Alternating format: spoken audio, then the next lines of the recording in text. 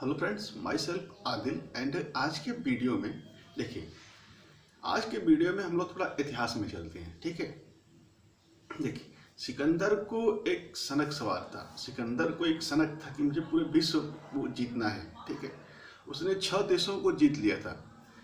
6 देशों को जीत लिया था क्योंकि उस समय 6 देशों को खोज हुआ ही था। ठीक है, उसे विश्व विजेता भी कहा जाता है, तो कोई गलत भी नहीं है क्योंकि उसने जितने देशों का खोज हुआ था उतने को वो जीत लिया था। ठीक है, अब उसका टारगेट था अगला भारत पर आक्रमण करने वाला था। तो इसे भारत अभी इंडिया का जो वर्तमान ये जो मैप है ना, ठीक है, तो इस मैप पर मतलब इस वाले एरिया में वो नहीं घुसा था। लेकिन जो उसके पार्टीशन से पहले जो पाकिस्तान आता है, शायद उसमें अफगानिस्तान भी आता है। ठीक है, पाकिस्तान वाला शहर इस वाले एरिया में वो घुस गया था। ठीक है, इस वाले एरिया में एक राजा थे जो पहले बड़े मतलब उसको जो पहले मिले उसके रास्ते में, वो राजा थे बिंबिसार। राजा बिंबिसार एक बहुत कैर राजा थे। ठीक है, ये सिकंदर का नाम सुनते ही अपने आप को सरेंडर कर दिए। सिकंदर से मतलब सिकंदर को अपने आप को सरेंडर कर दिए। वो बहुत कैर राजा थे। ठीक है, तो ये हो गया, ये मतलब इतना एरिया पर तो वो जीत लिया। फिर अगला टारगेट अब इसके बाद आया राजा पोरस। राजा पोरस एक बहुत ही बहादुर राजा थे। ठीक है, तो इस पे आया तो उस बिंबिसार ने क्या किया, अपने तो हार ही गया, लेकिन जो राजा पोरस थे उनकी बहुत सारी गुप्त जानकारियां को उसने सिकंदर को बता दिया। फिर भी युद्ध हुआ। युद्ध में राजा पोरस हार गए, सिकंदर जीत गया। ठीक है, सिकंदर जीत गया। ये मतलब सिकंदर जीत गया तो ठीक है, सिकंदर जीत गया तो राजा पोरस को पकड़ कर लाया गया। तो सिकंदर ने कहा तो अपने घुटने पे टेक कर मतलब अपने जान की भीख मांग लो तो मैं तुम्हें छोड़ दूंगा। राजा पोरस बहुत शक्तिशाली आदमी थे। कहे मैं राजा बिंबिसार नहीं हूँ जो अपनी जिंदगी का भीख मांगू, तुम मुझे मार दो, मुझे ऐसी जिंदगी की कोई आवश्यकता नहीं है। सिकंदर बड़ा खुश हुआ। सिकंदर क्योंकि एक योद्धा ही दूसरे योद्धा को समझ सकता है। ठीक है, सिकंदर बड़ा खुश हुआ। उसने कहा कि मतलब उसने सब अपना जो जितना उस राजा पोरस की जितनी एरिया थी उसने उसको वापस कर दिया सिकंदर को। ठीक है, लेकिन एक बात कहा कि जब मैं आगे आक्रमण करने जाऊंगा आगे मगध पर, उसका अगला टारगेट मगध था। मगध पर जब आक्रमण करने जाऊंगा तो तुम मेरी मदद करना। अब हारा हुआ राजा पोरस ने हामी भर दी, लेकिन जो सिकंदर की वाइफ थी ना वो राजा पोरस से बड़ा इंप्रेस हुई। सिकंदर की तकलीफें बढ़ गई। ठीक है, तो उसने क्या किया, सिकंदर ने राजा पोरस को अपनी वाइफ से राखी बंधवा दिया, मतलब भाई बना दिया, गेम खेल गया। ठीक, तो अब उसका एक रिश्तेदारी भी बन गया राजा पोरस का और सिकंदर का। ठीक है, हो गया। अब पता चला ये बात, ये पूरा इतना एरिया जो है था वो जीत लिया, उस पर उसका मतलब कब्जा हो गया। ठीक है, अब अगला टारगेट था उसका मगध, भारत के एकदम कोने में उसको वो जीतना था, उसका टारगेट था। अब ये बात जब पंडित चाणक्य गए मगध के राजा धनानंद के पास, धनानंद को समझाया कि तुम पर जो है सिकंदर आक्रमण करने वाला है, तुम अपनी सेना को भेजो, मतलब थोड़ा सतर्क रहो। लेकिन धनानंद जो था वो साला मतलब बहुत अय्याश टाइप का राजा था। वो हमेशा मदिरा पीता रहता था, डांस वगैरह देखता रहता था, नाच। ठीक है, तो वो अपना उसी में लीन रहता था। तो जब राजा पंडित चाणक्य गए, उनके चोटी जो था, चोटी बांधे थे, पंडित लोग पहले चोटी रखते थे, चोटी बांधा था जो बांधे थे पंडित चाणक्य की चोटी पकड़वा कर महल से बाहर फेंकवा दिया। जब चोटी पकड़वा कर फेंकवाया तो जो चोटी था उनका खुल गया। उसी समय पंडित चाणक्य ने एक कसम खाया कि जब तक इसको धनानंद को इस मगध की गद्दी से हटा नहीं देता तब तक मैं चोटी नहीं बांधूंगा।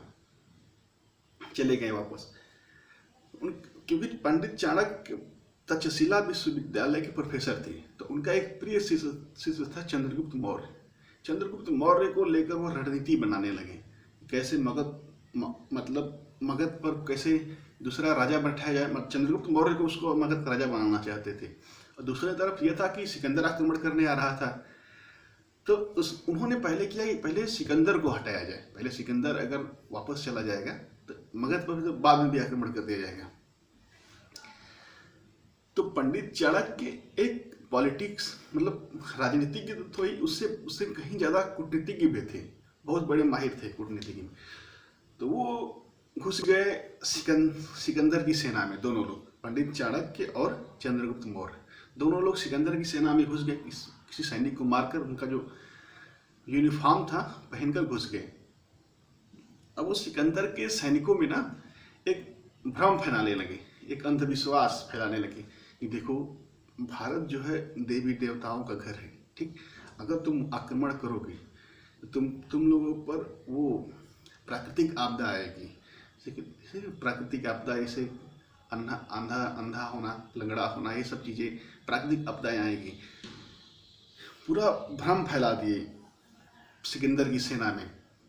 और एक चीज़ और, वो ना जहर देते थे, जो उनकी सेना में थे उनको जहर मिला देते थे। वो ऐसे जहर ऐसा था कि मतलब आज खाए तुरंत नहीं मर जाते, एक हफ्ता, 10 दिन, 1 महीना, साल भर, ऐसे ऐसे टाइप की जहर थे, पॉइजन्स थे। तो उसको सब सैनिकों को खिलाने लगे।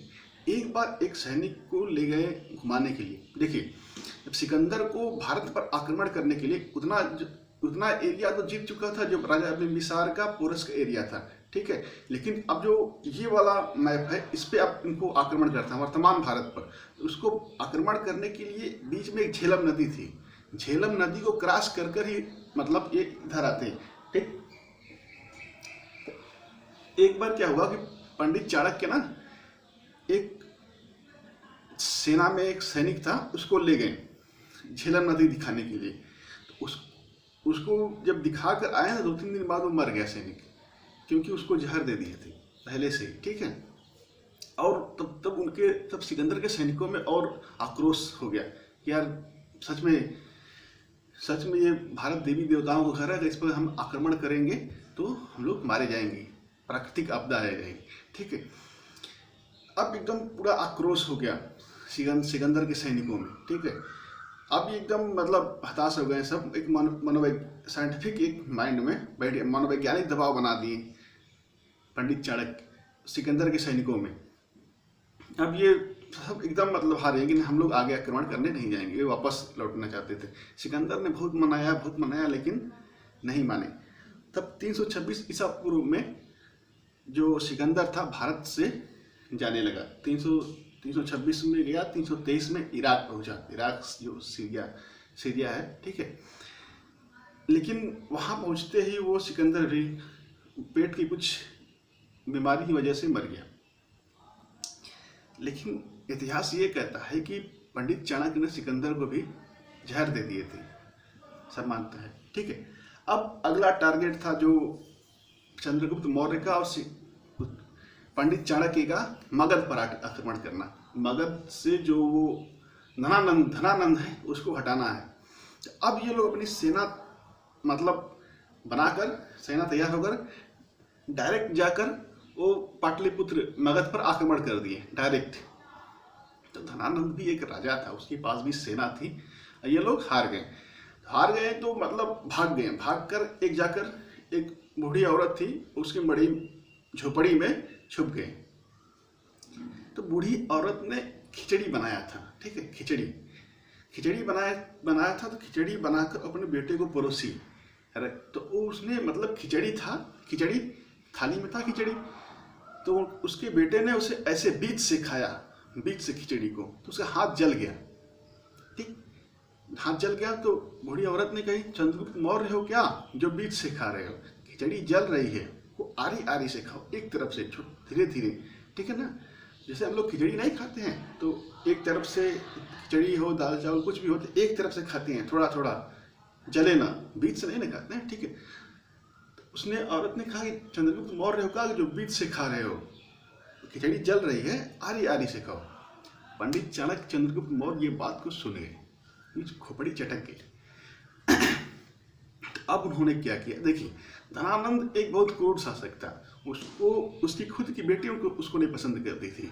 प्रजा तो जो पसंद एकदम नहीं पसंद करती थी, वो बस चाहती थी कि धनानंद उससे गद्दी से हट जाए।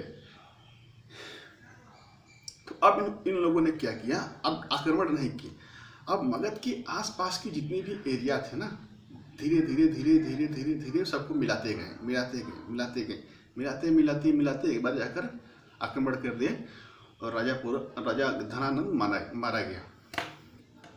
और धनानंद मारा गया, चंद्रगुप्त मौर्य को उसको गद्दी पर बैठा दिए, वहीं से मौर्य वंश की स्थापना शुरू हुआ। ठीक, तो ये जो पूरा कहानी का सार था ना, वो खिचड़ी वाला था।